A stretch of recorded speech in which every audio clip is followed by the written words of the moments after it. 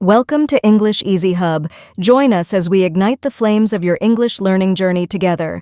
Please subscribe to watch and embark on your English learning journey.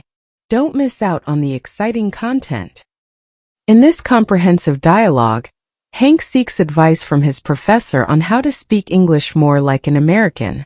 The conversation covers a wide range of essential topics, including pronunciation, intonation, cultural context, and practical strategies. The professor provides detailed guidance on improving listening skills, mastering distinct American sounds, incorporating idioms and slang, engaging in small talk, and understanding body language and humor.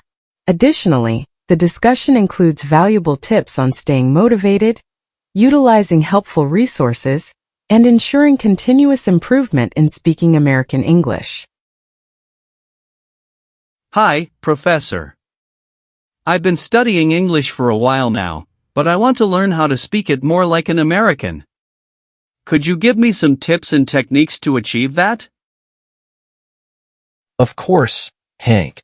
Mastering American English involves not just vocabulary and grammar, but also nuances in pronunciation, intonation, and cultural context.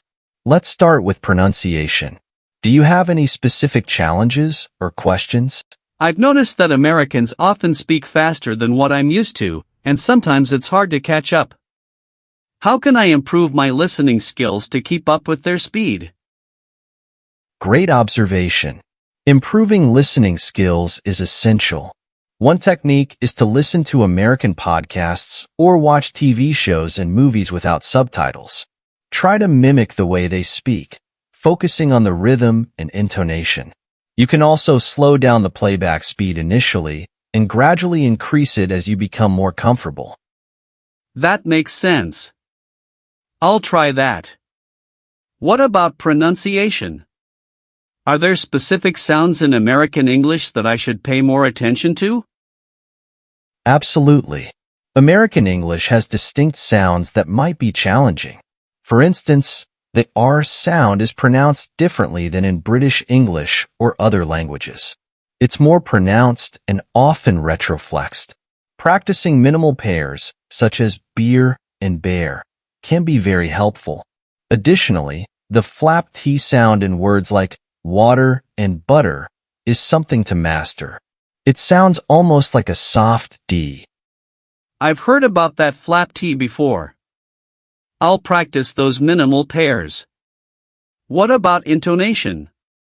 I've noticed Americans sometimes sound like they're singing when they speak. How can I learn that? Intonation in American English often rises and falls in a way that can sound musical. A good way to learn this is by paying attention to how sentences are stressed. For instance, in yes/no questions, the intonation typically rises at the end. In contrast, in WH questions, the intonation tends to fall. Listening to and mimicking native speakers, especially in natural conversations, can help you internalize these patterns. I see. Are there any particular TV shows or movies you recommend for learning these patterns? Sitcoms like Friends or The Office are excellent because they use everyday language and have clear intonation patterns. You might also try watching news channels like CNN or NPR to hear more formal speech. Great, I'll start with those. Are there any common slang terms I should learn to sound more natural? Definitely. Common slang terms include cool, meaning good or acceptable, hang out, to spend time socially, and awesome, very good or impressive. Websites like Urban Dictionary can help you stay up to date with the latest slang. I'll check those out. How can I incorporate idioms into my speech naturally? Start by learning a few idioms at a time and practice using them in sentences. For example, try using break the ice to start a conversation in a social setting, or hit the nail on the head to describe something accurately. Listening to how native speakers use idioms in context will also help. I've noticed that small talk is a big part of American culture. How can I get better at it? Small talk is indeed important. Practice talking about common topics like the weather, sports, or current events. Asking open-ended questions and showing genuine interest in the other person's responses can help keep the conversation flowing. I sometimes struggle with knowing how formal or informal to be. Any tips on that? It depends on the context. In professional settings, it's best to start more formal and adjust based on the other person's tone. In casual settings, you can be more informal. Pay attention to how others are speaking and follow their lead. Are there any gestures or body language cues I should be aware of to seem more natural? Yes, gestures like nodding to show you're listening or using hand movements to emphasize points can be helpful. Maintaining eye contact is important in American culture as it shows confidence and attentiveness. Sometimes I get stuck when I don't know a word or phrase. How should I handle that? It's perfectly okay to pause and think for a moment. You can also rephrase your sentence or use simpler words. Saying something like, "I'm not sure how to say this, but," can help you keep the conversation going.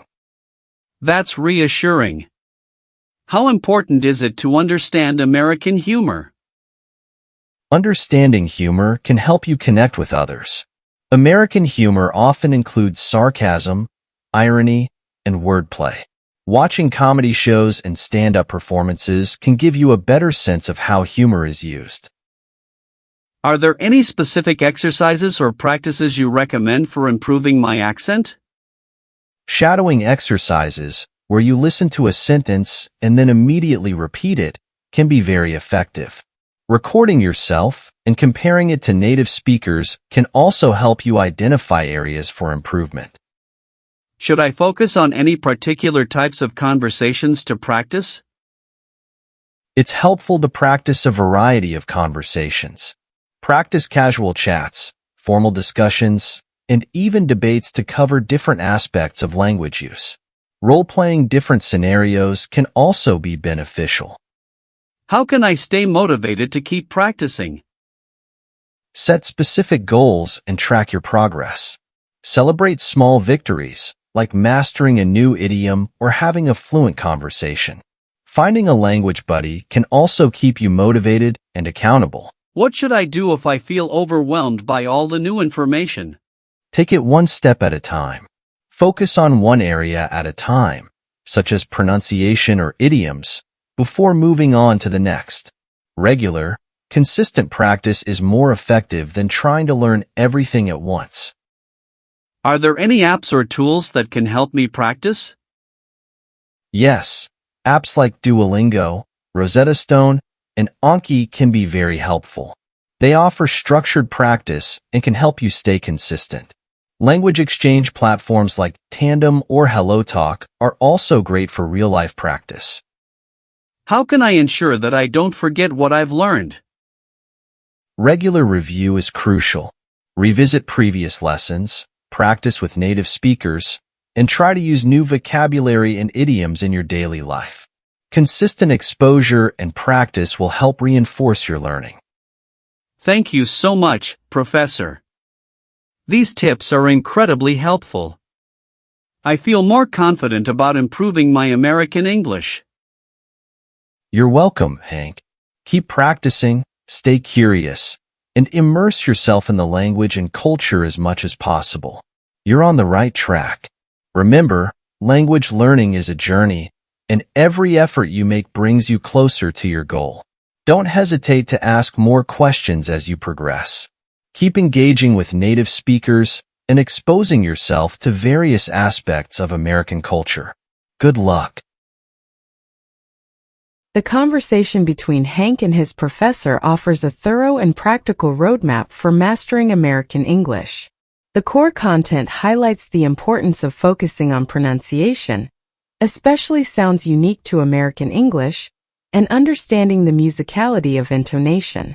It emphasizes the significance of cultural context, idioms, and slang to sound more natural and relatable. The professor's advice on engaging in small talk, using appropriate gestures, and grasping American humor provides deeper insights into effective communication. Moreover, the dialogue underscores the value of consistent practice, utilizing language learning apps, and finding opportunities to converse with native speakers.